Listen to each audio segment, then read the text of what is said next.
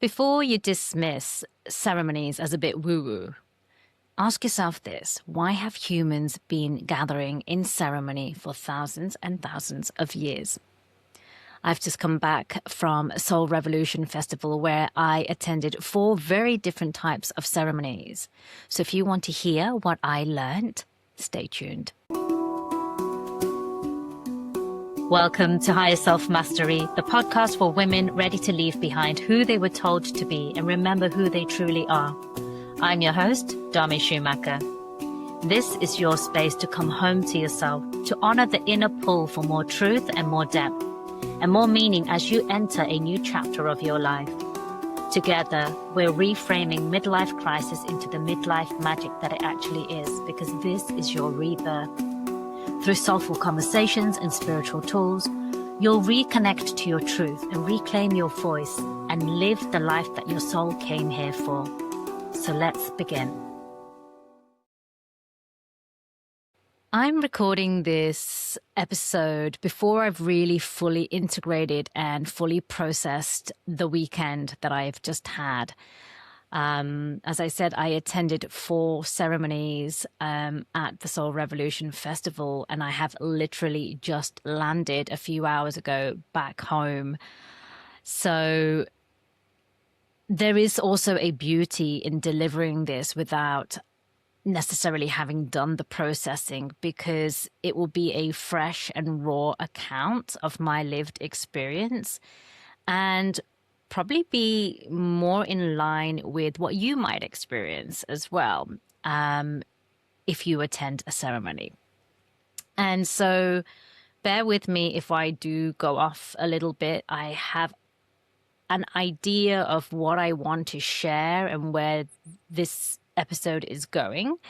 But I may be having realizations and processing it live as I'm recording as well. So it could end up going in a slightly different tangent. This weekend, I went for 4 very different ceremonies. I tried Hape, Blue Lotus, Cacao, and Mugwort. So I just wanted to share which ones I did, but also want to say that this episode's not actually about the different medicines that I experienced and the different effects, because in all fairness, they each deserve their own conversation. And I promise you, I will deliver you a conversation on each of those and some more. But what this conversation is more about, and why I chose to do so many ceremonies, is because I was just really curious about the different ways in that different cultures, different people may perform a ceremonial ritual or hold a ceremonial space. Now, I have a Hindu background, so I'm not new to ceremonies. It's something that I've grown up with and have had a lot of experience with Hindu ceremonies, and it's a big part of the religion and the culture. But it's very specific, right? It's often done in puja, and you sit down and, you have offerings and statues of gods and goddesses, and then there's like Sanskrit chanting in the background and all of that kind of stuff. And for a long time, I really disconnected with ceremonies, just because for me, they were and had become dogmatic, and they had absolutely no meaning. And I didn't understand why I was doing what I was doing. And there was a real disconnection. So I really came to resist the idea of sitting in ceremony for many, many years. And only quite recently that I revisited this way of connecting, this way of growing, this way of expanding our consciousness and our awareness. And as I have begun to explore the different ways in which we can sit in ceremony, I am finding it so much more enjoyable and easier as well, because the overarching takeaway here, you'll hear in a moment, is that there really is no particular way that a ceremony is performed. And it really can come in all different shapes, colors, and sizes, right? And the experiences can be so, so vast and varied from one to the other. So previously, this was like when I was younger, I always understood ceremonies to be something quite serious and almost mistook the idea that ceremony equals sacredness and sacredness equals seriousness. And I think some of that really comes from the Hindu, Buddhist, masculine lineage of expansion and spirituality and growth. But it is so much more than that. It's just not one thing at all. And what I did really find was that there were some key elements and aspects that really determine what your experience of a ceremony is going to be like. So let's start with the first variable factor, shall we call it? And that is the facilitator themselves. Now, the groups were quite large, and it was in a festival, of course, so they wouldn't have necessarily gone as deep as you may go if you were doing smaller, intimate, more private work with the facilitators, which I'm sure they were all very capable of doing. And I think that is perhaps the first point before we even talk about the facilitator is the size of the group. So if you're going to experience a ceremony, so you're all going to be at different places. Some of you will be well versed at going to ceremonies and know what they're about and the diverse offerings that are available out there. And some of you may be really, really new to this, or because it's so foreign and alien to anything you've ever experienced before, may even have some resistance or hesitation around it because it just feels a little dogmatic or feels a bit cult-like or just feels a little bit too out of your comfort zone. So the first thing is, if you are going to experience it in like a festival setting, you're going to probably, for the most part, get an entry-level experience. You're not probably going to get a very deep experience just because you've got so many different people attending. The facilitator just simply has to make it more accessible and and it has to be safe. So you can't really go that deep because can you imagine so many people going really deep in their journey, right? It just wouldn't be practical to be able to support them in the way they would need that support. But it's a great place to start. But don't ever think that's all you get if you were to attend more ceremonies with that individual or elsewhere, because the size of the group can really, really matter. So the smaller the group, or even if you're doing like one-to-one work and sitting in ceremony, it can become incredibly powerful because you are then, the facilitator can really, really, like anything, any kind of teaching or guidance or coaching, they can really mold it and work energetically with just you. So rather than one facilitator giving their energy to 40, 50 different people in the room, they're able to just solely focus on you and give you their full attention and really, really hold that space for you. So that's the first thing, right? And so then that brings us to the facilitator. And this is something I was really curious about because I have sat in ceremony. I've sat in cacao ceremonies with a couple of different people. I've done Blue Lotus before with one shaman facilitator, sister. She doesn't like to be called a shaman, but she is a shaman, I think. And I have done a few other little bits here and there as well, but those two predominantly most recently. And I just wanted to see, how do other people do it, right? So I did the Blue Lotus with a group of women. There was 3 women and a man who facilitated. And what I really enjoyed here at the Soul Festival, I think it was my first time there, and the vibe that I got was that it's very much like a medicine festival, probably a bit like medicine festival. I've never been to medicine festival, not yet, but that is a core part of the experience. And so every ceremony that I attended, there were 3 to 5 facilitators in the space at all times. And that was so reassuring, because too often the facilitator is divided to give their attention to too many people, and that's not safe. Just because you might be working with something like cacao or mugwort or Blue Lotus or any of the ones that I've just mentioned that I did, they are really, really gentle medicines. It's not like ayahuasca or a mushroom trip. You're not going to trip. You're not going to hallucinate. You're not going to have this really vivid, intense experience. That's not what it is. And yes, when you do those things too, you will sit in ceremony.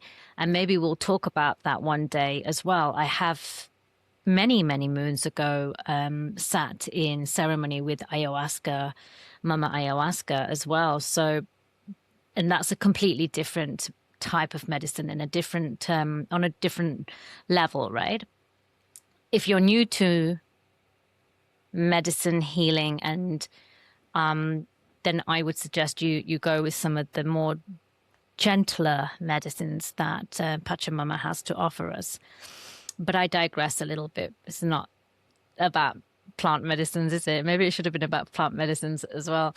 But it's so important that the facilitator is not stretched amongst too many different people, because remember, everything is energy, and they have to be able to hold that space for you, right? They create the container. They have to make sure everyone is feeling comfortable and at ease and is safe. And that might sound simple enough when everyone's having a nice time, but if somebody gets triggered, or if there's a release for somebody, which can happen even with the gentlest of experiences, right? It doesn't even have to be a ceremony with plant medicine, just a ceremony. You can still experience this release, and the facilitator has to then not only be able to maintain the safe container for everyone else, but also attend to this individual. So can you imagine if there's multiple people who are having releases and are, needing extra support? So the size of the group is really important. We were about, I don't know, maybe some of those groups up to 90 people, 80 people, I think, easily, maybe 100 even at a push. But then there were like 5, 6 people in the room vigilantly watching and making sure everybody was okay. So the ratio is what I'm talking about. It's really important. Now, as for the facilitator themselves, they were as varied as we humans come. And this is really just going to be down to your preference, right? Sometimes you might want and need a strong masculine, divine masculine presence. You might want or need a strong divine feminine presence. whether that's coming from a man or a woman, either of those things, right? And this is where it's going to come down to you just leaning into and trusting yourself. Do I feel good in this person's company? Do I feel like they are aligned? Do I feel like they're being authentic? Do I feel like they're performing a little bit? Or the more you do it, the more you will be able to discern this. So I'm really pleased to say I didn't have an experience where I didn't like the facilitator. And if I had, I would like to think that I would have just left, right? Because the last thing you want to do is to sit in sacred space where somebody else is holding the container, the energy of that room and that experience, but you feel icky about them. And unfortunately, there are a lot of people in this industry that are fraudulent. I don't really know if there's another word for it. They will claim to be and do things that they aren't and can't. And they have ulterior motives. Maybe the ulterior motive is more about power and control. Maybe their ulterior motive might be about rubbing their ego.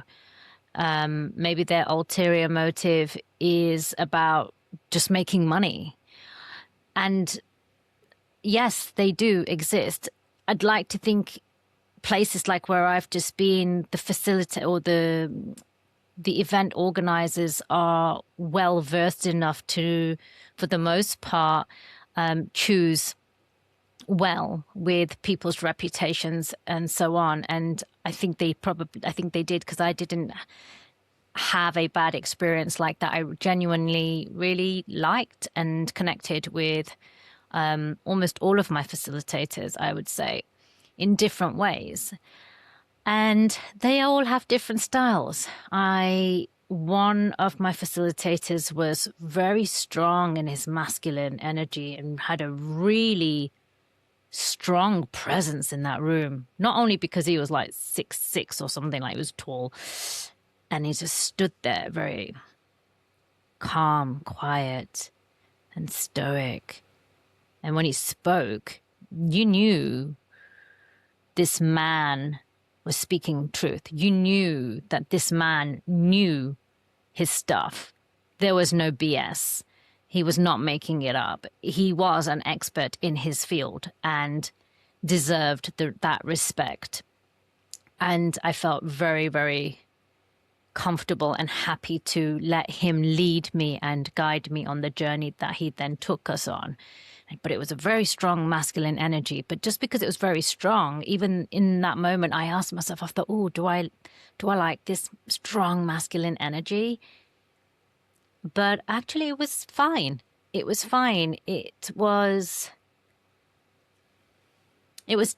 quite divine masculine. There was nothing that I felt from him that made me feel like there's something off about him, right? So he was leading with integrity is what I'm saying. And it was beautiful. And I had a lovely, lovely journey. And it was such a subtle experience. This was the mugwort.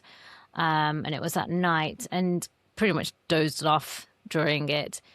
And he wonderfully reminded me that in ceremony doesn't always strike you. There's not this lightning bulb moment. There's not this aha. There's not necessary. You might have those things, right?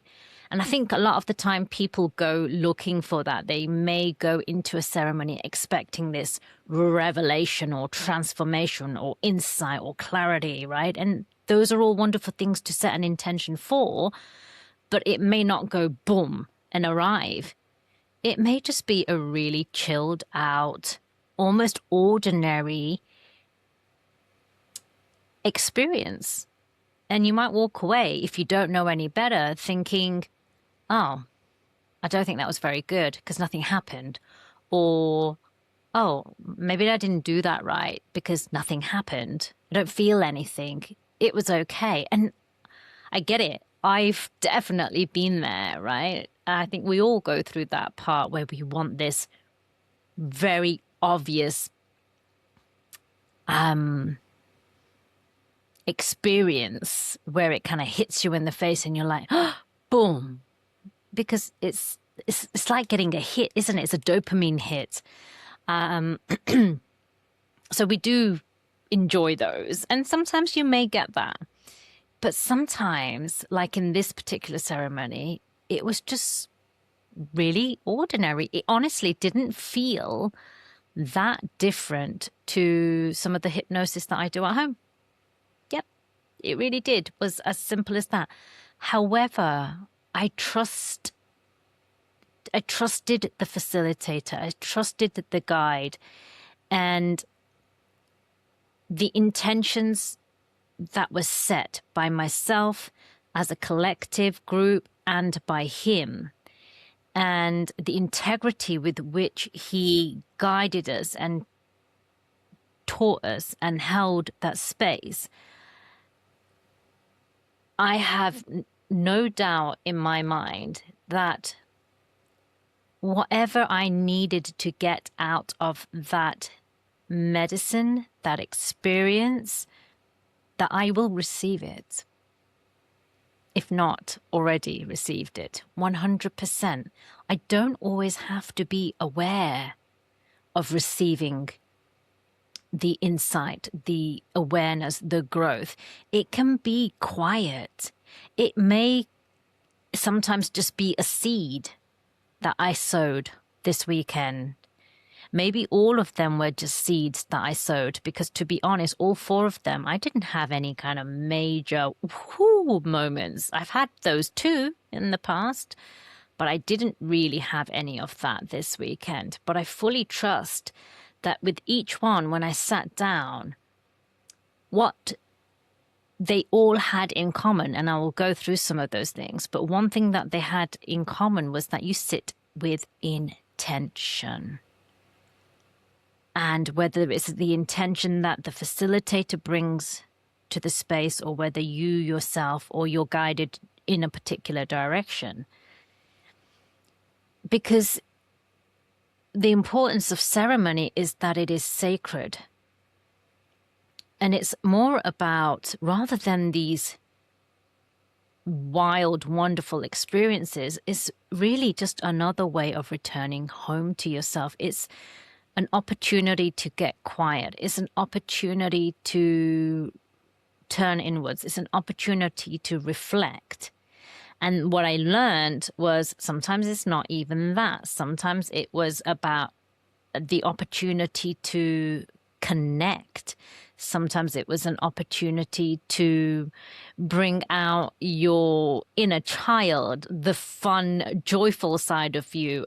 And I'm sure there are ceremonies where you are bringing out the wounded inner child as well. There were opportunities where we were invited to become playful and silly. And so it can be all of those things, mirrors for each other in partner work. So it was all of these things. But in this safe, supported container with a group of people that agreed and committed to doing the work together and move through that journey. And that's the word I'm looking for, to journey together. And whatever came out of that, came out of that. And I think there were so many beautiful seeds planted collectively, individually, personally. And maybe they will surface in a few days, few weeks, months. Who knows? Maybe I won't even know necessarily when that tree comes to grow and push through the soil, or like the blue lotus push through the mud and become clear. maybe I might not even be aware of when it actually happens, or maybe I might have that moment and I'll be like, oh my gosh, yes, I set that intention and I did it 2 months ago or 2 weeks ago when I was at the festival in that particular ceremony. The work is still taking place inside of you. Now, some of the commonalities that I experienced and have experienced previously are cleansing of the space. So either with white sage or Palo Santo, or sometimes just with incense. As we walked into these different spaces, the space was cleansed. But in this particular festival, I don't know if it was a prerequisite by the event organizers or they just all happened to do this. I'm not sure because I haven't experienced it in other ceremonies previously. Each individual that walked into that space, and it was a special space just for ceremonies, like we didn't do it in different locations. It was just one tent where all the ceremonies took place. Each individual was smudged. So smudging, if you're not familiar, is when you have this cleansing smoke, whether it's the white sage or the Palo Santo or something else similar to that. And they use like feathers, sacred feathers, to just sort of waft the smoke around you and maybe say something as well to cleanse you, cleanse your aura, cleanse your energy. And so they do that to every single individual that stepped into that space. So you're stepping in clean, pure. Of course, you've got your internal limitations and traumas and wounds that you bring. But in terms of like anything that you might have picked up walking around the festival or from other people, they're cleaning some of that off. So it's like having a little shower for your aura before you go into the space, which helps in itself, right? So you're sort of shedding some of the dirt and the dust before you even begin. So that I experienced in every single ceremony that I went into. They also, almost all of them, was it all of them? A lot of them, shall I say, and this is also true for ones that I've attended in the past as well, did an opening. So whether it be a prayer, whether it was to acknowledge the energies and the spirits of the north, the east, the south, the west, above, below, beyond, within, that's a common one, the different elements, or whether it was a native prayer, like from the Amazon or something like that. But almost always there was like a sacred opening to open up that space for the work we were about to begin. And sometimes the facilitators had beautiful, fancy costumes, clothes, whether it was native to their culture, their tribe, or the traditions of the particular medicines that we were taking, but not necessarily, right? Sometimes the facilitators just looked like everybody else, right? I think more than anything, don't get caught up if you are new to this, thinking that your facilitator or your shaman or your guide is better or more authentic if they are in some kind of costume, or less of an expert and not as good as what they say they are, just because they may be wearing ordinary clothes, like the same clothes that you might be wearing. I think from my experience, and even when I facilitate, we do it more so because it's a presence that it allows us to bring.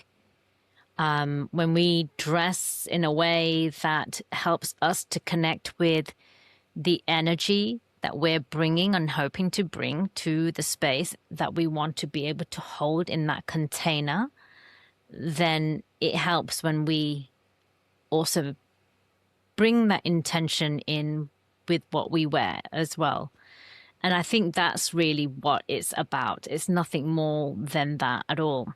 But I think there can be a misconception, you know, especially if you're new to it, that if you're participating in something that is, say, native to Africa, but then your facilitator is just wearing shirt and jeans, or just a dress, you know, that you've similar to what you're wearing or something like that, and they don't stand out visually. You might not take them as seriously in what they're able to offer you. Please don't let that be any kind of guide, because it has no actual depth or bearing on what the experience is going to be like. There was also always an altar of some kind where different things were placed, whether they were fruit, seeds, grains, crystals, rocks, plants. Can be so many different things, but a focus point where the facilitator will have often laid out with the very intention of bringing in energies that they deem will help support them to support you and take you on this journey, but also sometimes as a offering as well, where you are offering your thanks and your gratitude and giving gifts to source, to universe, or whatever it is that these individuals draw their power from, to say, okay, work through me, please work through me. And here is a reciprocity. That's what it is. It's like, I'm asking for you something. I'm asking you to guide me as I guide these people. And as a gift back for what I'm asking, I give you these bountiful gifts that I have collected. So that is something that you will often see. It can mean different things, right? For each facilitator, what the altar is about.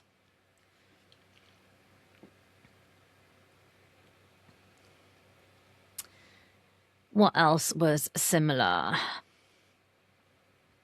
I think there was at one point, even though I really enjoyed the experience, there was one facilitator, probably the lead facilitator in this particular ceremony, where I did feel like it was a bit salesy. Like, she knew what to say.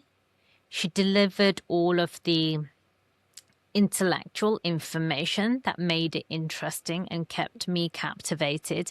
I enjoyed her exercises. There was a lot of moving around, a lot of partner work and things like that. And it was all very lovely. I enjoyed the experience. I can't deny I did enjoy the experience. And I think for the most part, 95%, I think it was a good space. Was it ceremonial? Perhaps not. I think it was a little bit more workshoppy, but is that wrong? Probably not. Like, why can't we make them whatever we want to make them as long as they are sacred? I think that's the key here, that they need to be intentional and sacred. But yeah, it just felt like she was also just really just trying to sell what they do as well. Like, she really had her marketing business head in that room, which did taint the energy a little bit. So these are little things that you want to watch out for. It wouldn't stop me from doing something with her and her group again. No, it wouldn't. And maybe that was, maybe it's wrong for me to say that, because my experience with them again might be quite different. In fact, I'm curious to experience something again with them, mostly because it was a group of women and I really liked that. So I would go back and see what it would be like, if it would be any different. But that's my honest takeaway. And because there are so many people out there just trying to get your money, really, and sometimes worse, like indoctrinate you into cults and things, it is important to be careful. It is important to be aware of if somebody makes you feel icky, and just let it go. You don't owe anybody anything. You don't owe them or yourself to prove that you can be comfortable in that space. There are so many people. So, for example, if you're doing a cacao ceremony and you don't like the facilitator, go find another cacao facilitator. Honestly, there's no shortage of them. Even if there is a shortage, right, of a particular type of facilitator, of a ceremony, the type of ceremony that you're interested in, if the facilitator's not resonant for you, don't do it, because they are key to the number one key: the environment, the intentions, the altar, the smudging and the activities, the structure, even the medicine, all of that stuff all comes after and is secondary to the facilitator. See, like I told you, I'm going to have these realizations as I'm speaking live and recording this. And yeah, actually, that is the key takeaway, that I feel it's all about the facilitator, because they are the ones taking you on this journey. It really can make or break it for you. And it can be the difference of enjoyable and safe, more important, or unenjoyable, disagreeable, or unsafe. And I mean, I didn't do any ceremonies where, like I said, where I was working with anything that was so potent, like, mushrooms or, excuse me, ayahuasca or cambo or anything like that. I wasn't doing anything like that at all, not even close. So I don't really have to worry about it. But that said, even just with like a breathwork class that I did, which I'm not even factoring into this ceremonial talk that I'm giving or talking about here right now, there can still be releases, right? And breathwork, it was classed as a ceremony, I think, or maybe less so, less of the rituals than the sacredness. But it is incredibly powerful. And actually, there was big release coming through for people in the breathwork practice that I did. So if you count that as a ceremony, that would actually make 5 that I did. But the facilitator was wonderful, and his team that were there were great, and you felt safe. You felt like if something comes up or if I get dysregulated, I'm going to be good in these people's hands. And it did get quite intense for some people. And I hope they felt like that they were supported in the way that a facilitator needs to support them. There was also, during the hape ceremony, because it can be a little bit, even though if somebody's drawn to it, like say it is hape, right? This tobacco snuff, or if it is something like ayahuasca or something like that, and maybe you've been called to try it and you don't know, but you're apprehensive, and it's perfectly normal to be apprehensive about it, because it could be so out of your comfort zone. It could be so different to anything you've ever done before that you do feel a little anxious or worried, or maybe you've just heard lots of stuff. Like, so Blue Lotus was really funny. I heard lots of stories about it before I first did it last year. Oh, you get well trippy, and then I was just like, oh gosh, do I want to do this? I don't want to start tripping.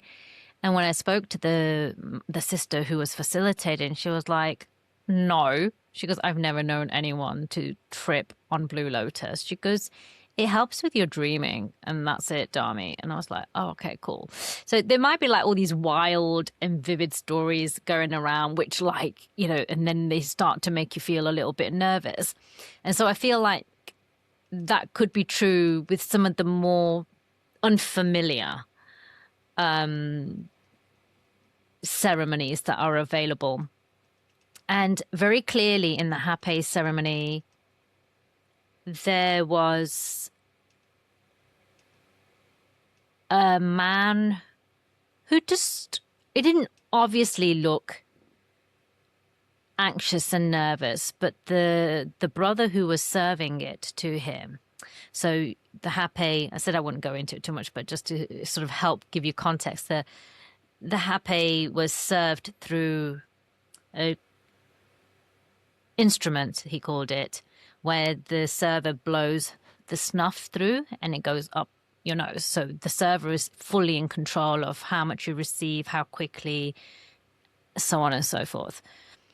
And I happened to look around at him, and it was just beautiful to see this divine masculine energy. And it just made me so,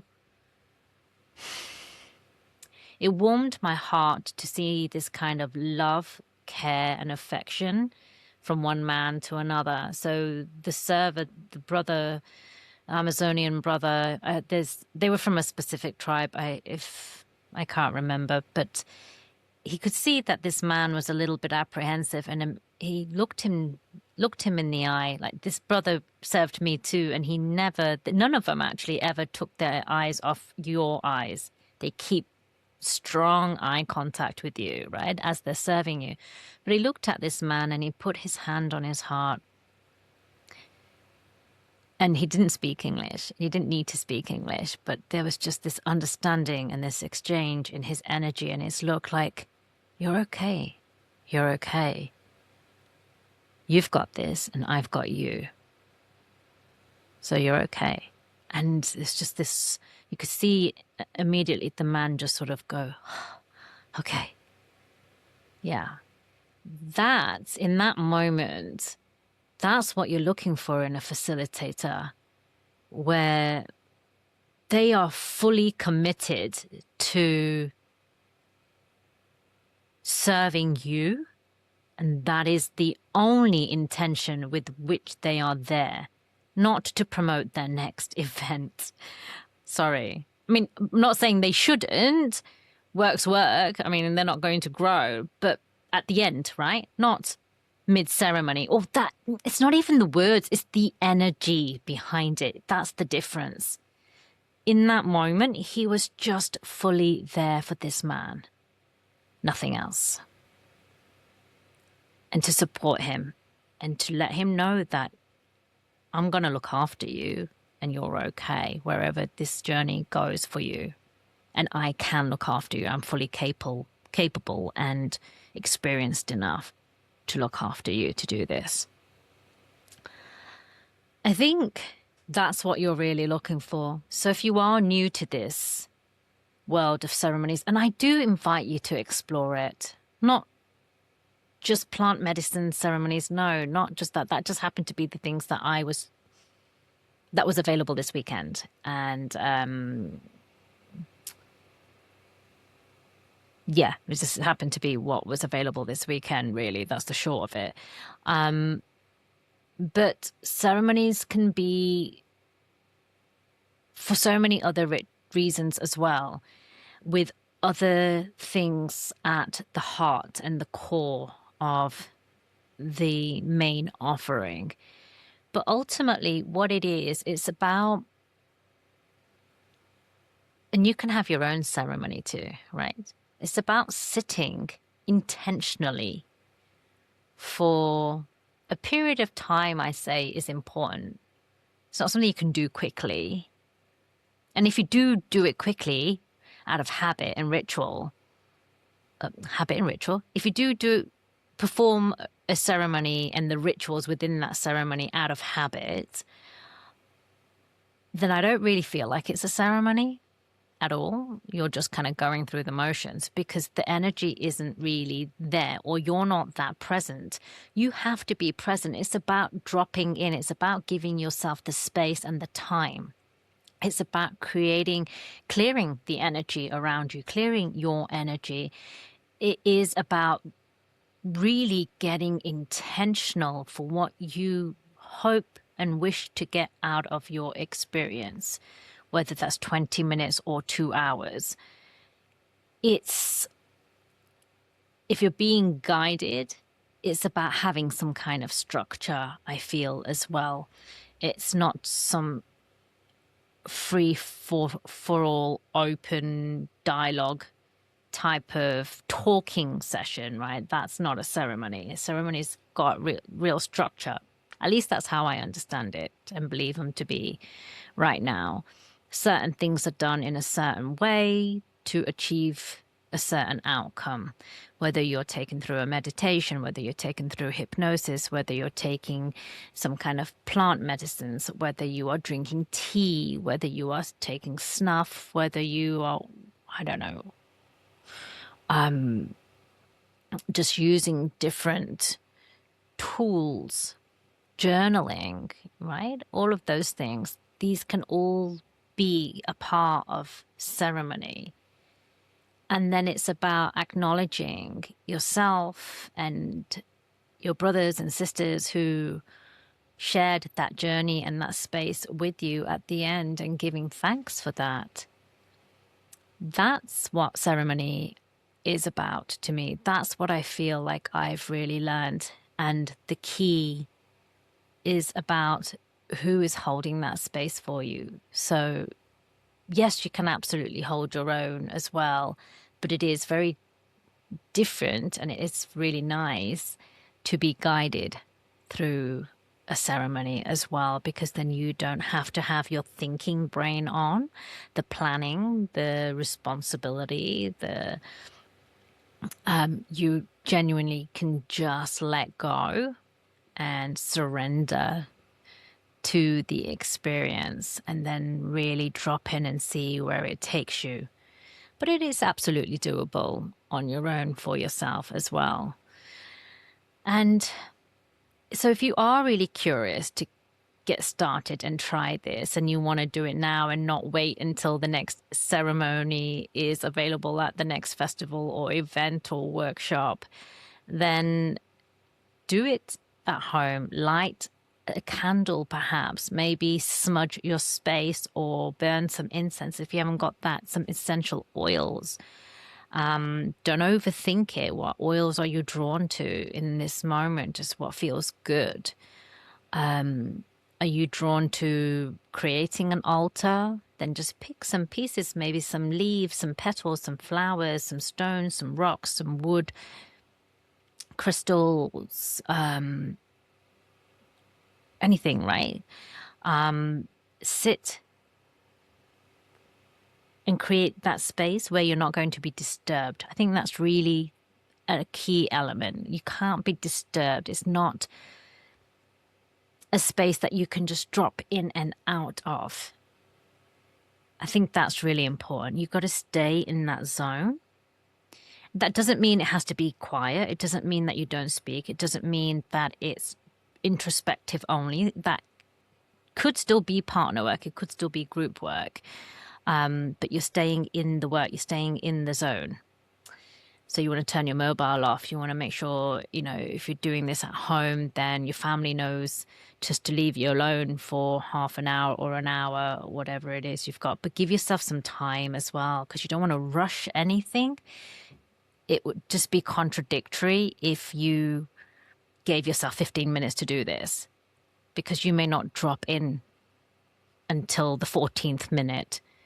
So give yourself the space. If it lasts half an hour, beautiful. If it goes on for 3 hours, beautiful, right? But you just want to allow yourself to sit in that sacred space as long as you need to sit in that sacred space.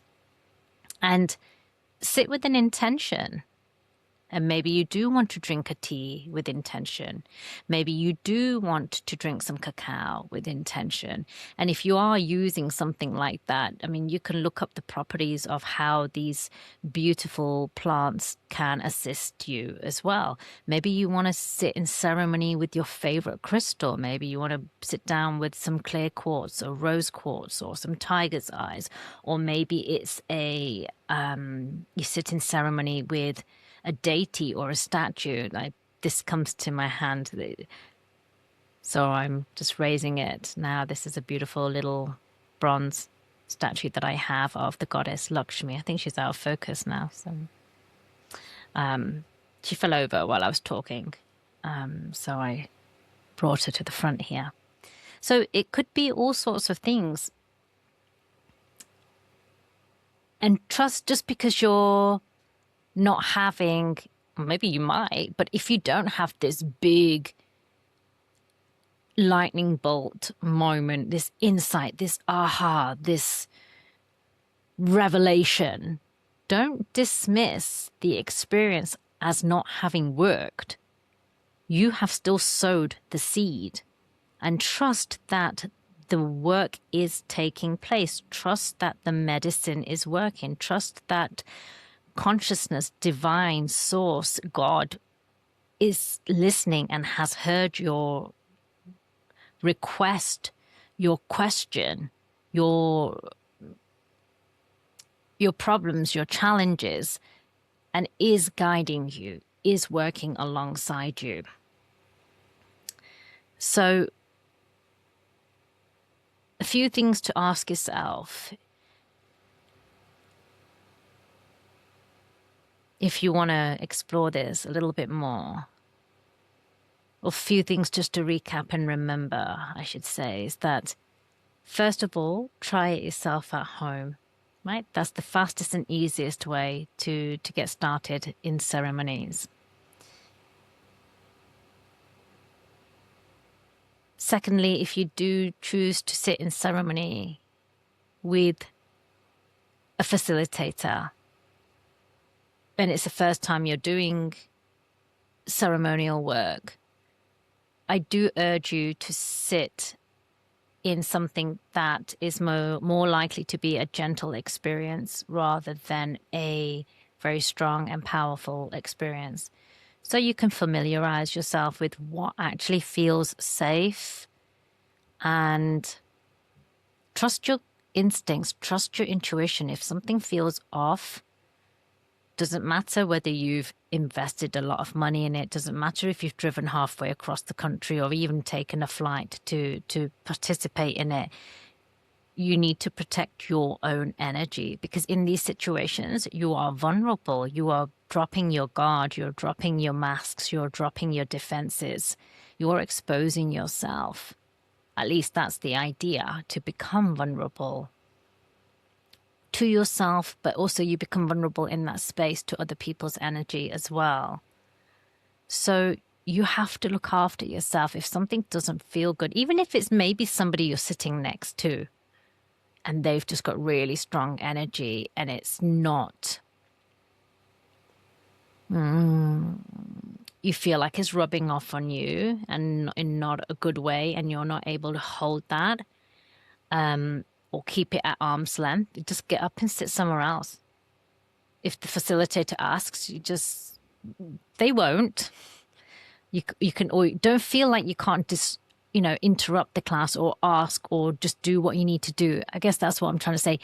You have to take care of you first and foremost. You're responsible for yourself. Even if the guide is wonderful, the facilitator is wonderful, you have to learn to put your needs first. If you need to get up and leave, get up and leave. If you need to get up and walk, when everyone else is sitting or lying down, you get up and walk. If you need to cry, you cry. If you need to scream, you scream. If you need to sit up or stand up or touch the ground, whatever that is, breathe very deeply. Do what you need to do. Don't feel like you need to be in a container and suppress what is emerging for you to avoid disrupting the larger group, because then you're missing the point. And actually, one other thing that does come to mind, which I think almost all of them said, and this is also really important and a good sign of the facilitator, is that they will say to you, and even if they don't say it to you, you remember this, right? Everything is an invitation only.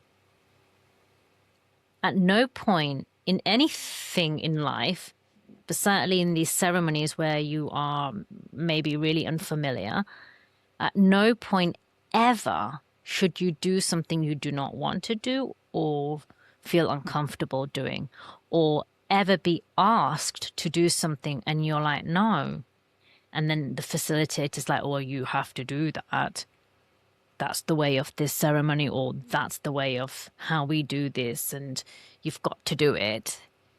Never, ever let anybody force that upon you. Everything should be an invitation. And I think I recall at least 3 out of my 4 facilitators very, very clearly making this point. Like, do what feels good for you. And if you don't want to do it, you don't have to do it. It's okay. Join in on the bits that you want to join in and sit out the parts that you want to sit out. So invitation only, that's a good sign for your facilitator to be starting with. Yeah.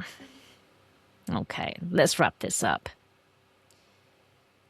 This conversation is to invite you to explore and enjoy, hopefully, the world of ceremonies and what it can offer you.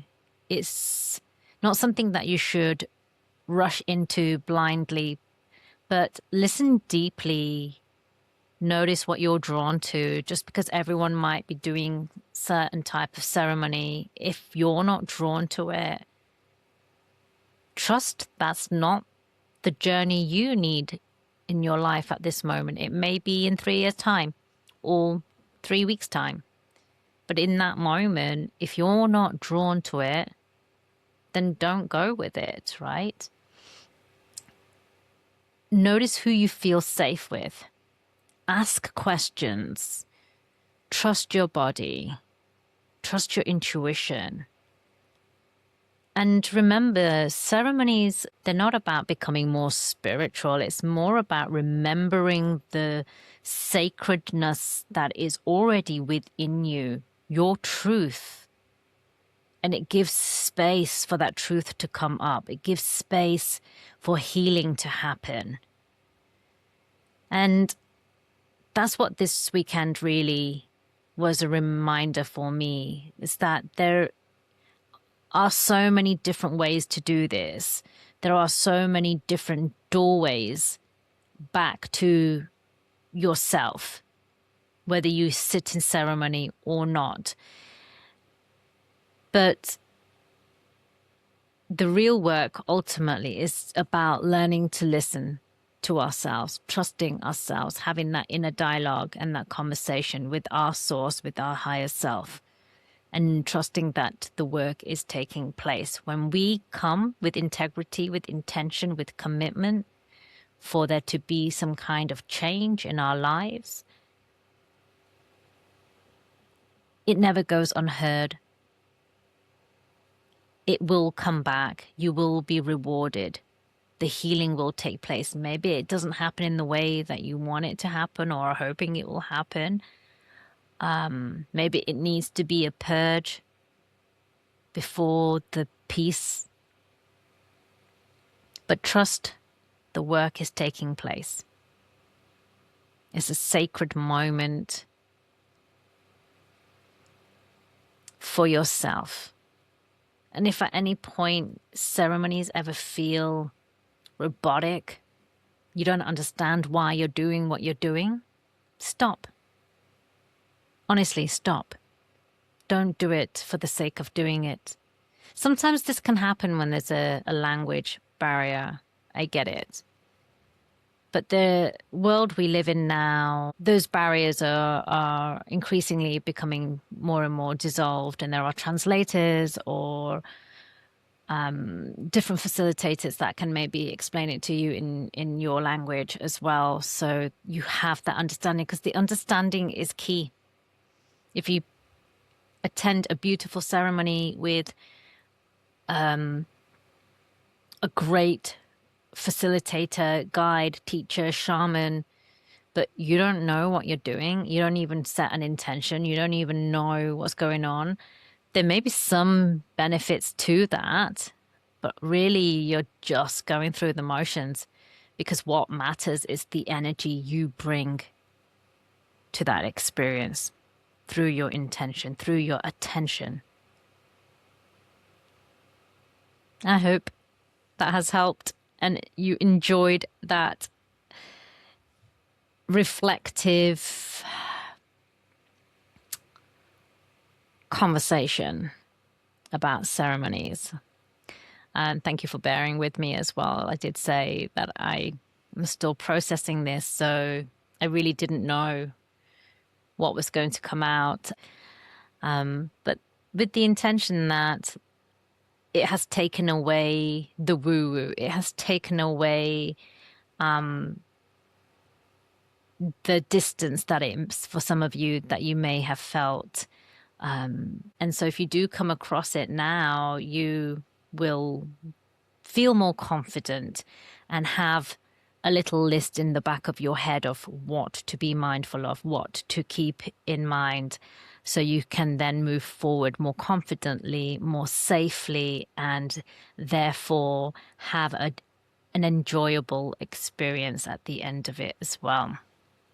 And please do go sit in ceremony. It is beautiful when the energy is right, when your guide is right. And if you so feel called to do so, sit in ceremony tonight. Begin at home today. Why not? Because you will create the most divine space for yourself and bring everything that you need. Just you and Source.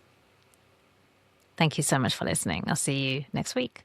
Bye. Before we finish today's episode, I just wanted to let my lovely local listeners know that I've created a brand new in-person offering called a Sacred Exhale. These are beautiful, reflective gatherings for women who are tired of carrying the stress and the heaviness of the week into their weekend and are craving a space to pause, breathe, reconnect, and reset in a more intentional way. Each session will be shaped around seasonal living, natural cycles, and lunar energies, weaving together a delicious fusion of practices such as meditation, breathwork, journaling, movement, intention setting, rituals, and soulful conversations. The gatherings are taking place at BWB The Collective in Whetstone in Leicestershire, and I'll pop the booking link in the show notes if your soul is whispering, I need this. I would absolutely love to welcome you into this space. Thank you for joining me on this episode of High Self Mastery. If something landed, moved you, or sparked a shift, I'd love to hear from you. Be sure to follow, subscribe, and share this episode with a woman in your life that is also ready to rise. And if you found value in today's conversation, please take a moment to rate and review this podcast, especially in these early days. It really helps others to find this work too. If you're craving deeper support and sisterhood, join my mailing list using the link below, where you'll be the first to receive free meditations, learn about up-and-coming retreats, and other ways that we can work together. Until next time, honor your truth and trust in the timing of your becoming.